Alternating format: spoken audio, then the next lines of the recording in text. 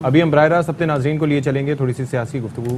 ہو رہی ہے۔ اسد عمر صاحب اس وقت میڈیا سے مخاطب ہیں۔ کی دھمکیاں دیتے رہیں، آپ جتنا مرضی لوگوں کو خوف زدہ کرنے کی کوشش کرتے رہیں، آپ چینلز کو بند کریں، اینکرز کو اٹھائیں، لوگوں کو تشدد کریں، برہنہ کر دیں، لیکن یہ جو ذہنوں کی تبدیلی ہے اس کو آپ واپس نہیں کر سکتے۔ یہ ایک نیا پاکستان ہے، کسی کے دماغ میں کوئی شک نہیں ہونا چاہیے، یہ ایک نیا پاکستان ہے، اور یہ پاکستانی جو ہے وہ اپنی طاقت کے لیے، اپنے اختیار کے لیے آج کھڑا ہے،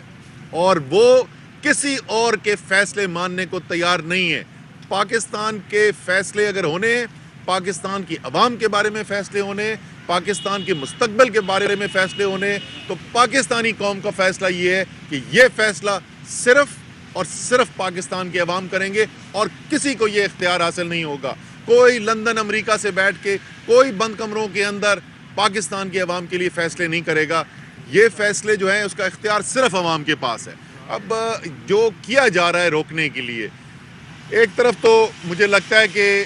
پرویز رشید نے بڑا ٹائم گزارا ہے میاں نواز شریف کے ساتھ، تو میاں نواز شریف کی گنتی بھی پرویز رشید کے ساتھ رہ کے جو ہے نا وہ گنتی خراب ہو گئی ہے۔ ان کو کوئی پتہ نہیں 200 بندے نظر آ گئے تھے کہ 2000 بندے نظر آ گئے تھے۔ میاں صاحب، جو جی ٹی روڈ آپ چھوڑ کے گئے تھے یہ وہ جی ٹی روڈ نہیں ہے، یہ جی ٹی روڈ بدل چکی ہے۔ آپ نے زندگی میں اتنی مخلوق نہیں دیکھی جتنی اس وقت یہ مخلوق نکل رہی ہے۔ یہی وجہ ہے، یہی خوف ہے۔ 200 بندے نکل رہے ہوتے نا تو اسلام آباد کے اندر آپ نے کنٹینرز کا قبرستان نہ بنایا ہوتا، وہ ایسے نہ لگ رہا ہوتا کہ اتفاق فاؤنڈری کی کوئی ورک شاپ ہے جہاں لوہا نظر آ رہا ہے۔ اگر لوگ نہ نکل رہے ہوتے تو چینلز کو فون کر کے یہ نہ کہا جا رہا ہوتا کہ کوریج کم کریں۔ اگر بول ٹی وی زیادہ دکھا رہا ہے، کوریج کر رہا ہے، تو کیبل آپریٹرز کے اوپر دباؤ ڈال کے بول ٹی وی کی نشریات نہ ڈسرپٹ کی جا رہی ہوتی۔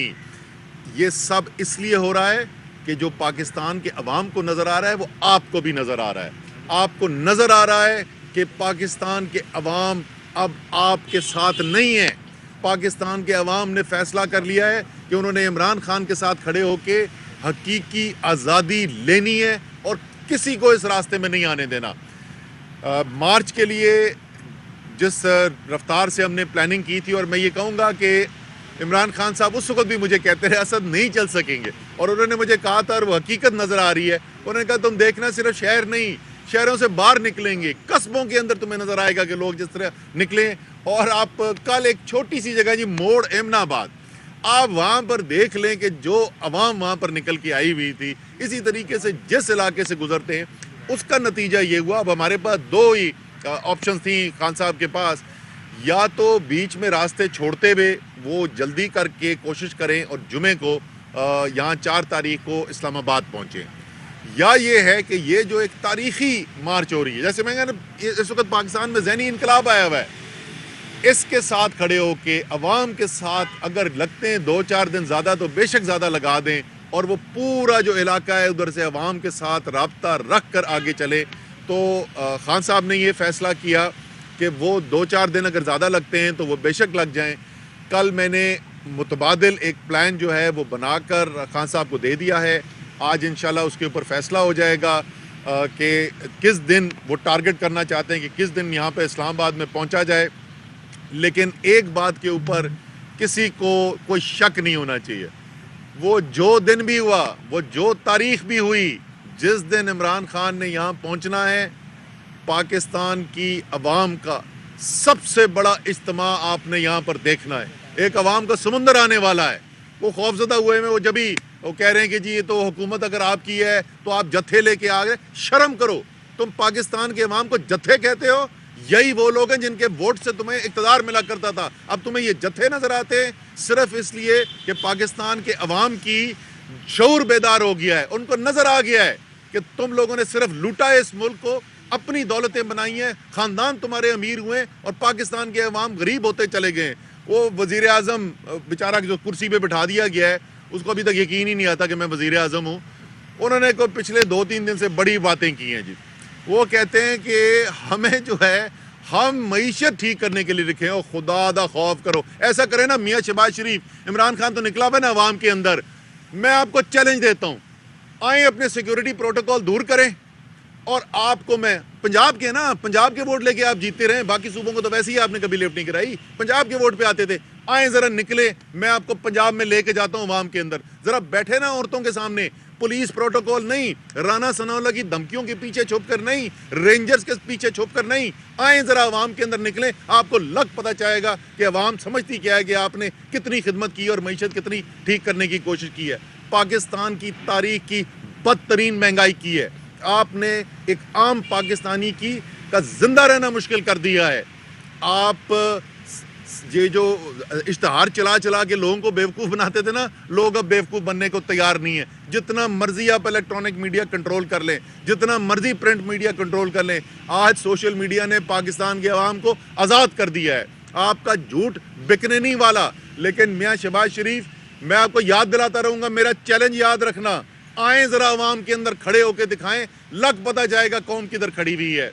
اب آخر میں یہ ضرور کہوں گا, یہ بڑی اس کے اوپر بھی بات ہوتی رہی, جی آپ کس سے بول رہے ہیں, آپ کو الیکشن کس سے چاہیے. دیکھیں یہ پاکستان میں ہے, کاغذ پہ تو جمہوری نظام ہے,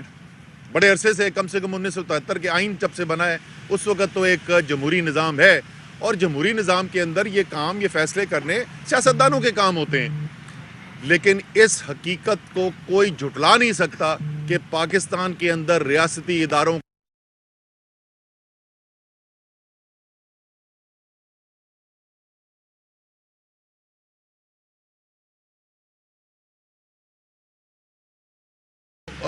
یاد دلاتا ہوں کہ جس وقت 2017 کے اندر جس دن برہان کے اوپر روکا گیا, وزیر اعلیٰ خیبر پختونخوا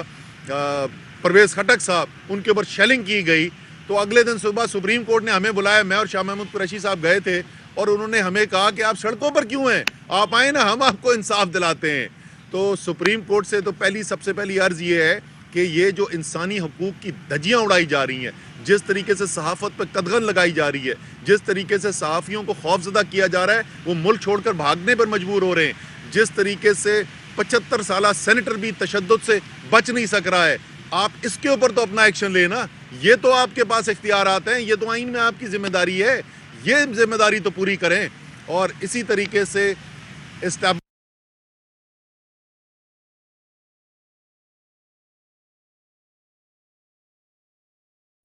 زبردست دلیر بہادری والی فوج ہے, بے تحاشا قربانیوں سے بھری ہوئی ہے. یہ خواجہ آصف ڈیفنس منسٹر کہتا ہے کہ یہ فوج آج تک ساری جنگیں آ رہی ہیں. خواجہ آصف, تم پرانا سب چھوڑ دو, پچھلے 20 سال میں اس فوج نے جس طریقے سے قربانیاں دی ہیں, پاکستان کے خلاف دہشت گردی جو ہو رہی تھی اس جنگ کے اندر, جس طریقے سے شہادتیں ہوتی نہیں ہیں, کل بلوچستان کے اندر شہادتیں ہوئی ہیں, ہمارے 2 جوان شہید ہوئے ہیں. یہ فوج جو ہے یہ اپنی قوم کے لیے جان دینے والی قوم ہے, لیکن اس فوج کو یہ بھی پتا ہے کہ اس فوج کی سب سے بڑی طاقت جو ہے وہ اس کے اسلحہ نہیں ہے. اس فوج کی سب سے بڑی طاقت یہ ہے کہ اس کے پیچھے اس کی قوم کھڑی ہوئی ہے, اس کے عوام, اس کی قوم جو ہے اپنی فوج سے محبت کرتے ہیں. وہ جو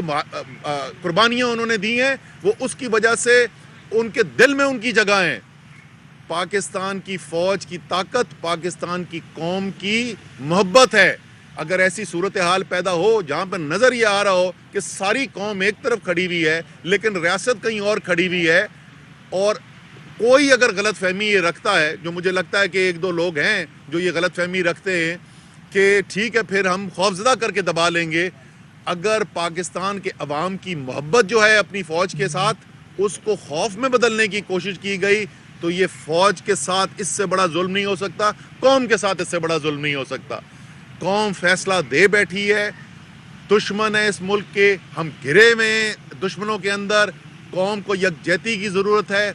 جب تک اس بحران سے نکلنے کے لیے ایک نیا الیکشن کال نہیں کیا جاتا, اور میں یہ آپ کو لکھ دوں, جس دن الیکشن کال ہوا آپ کو یہ جو سب اتنی بڑی مشکلات نظر آتی ہیں نا, یہ اگلے دن سے غائب ہونی شروع ہو جائیں گی. سارے سیاستدانوں نے اپنے حلقوں کے اندر چلا جانا ہے. عمر ایوب بیٹھے ہوں گے ہری پور میں, ان کو فکر صرف یہ ہوگی سامنے ان کے پی ڈی ایم کا بندہ کون کھڑا ہے, ان کو باقی سب بھول جانا ہے. واحد طریقہ یہ ہے ملک کو بحران سے نکالنے کا, جو بھی کردار ادا کر سکتا ہے وہ اپنا کردار ادا کرے اور ملک کو بحران سے نکالے, ایک نئے الیکشن کا اعلان کرے اور ملک کو آگے بڑھنے دیں. بہت بہت شکریہ. راولپنڈی میں رہنما P T I Asad Umar media سے گفتگو کریں.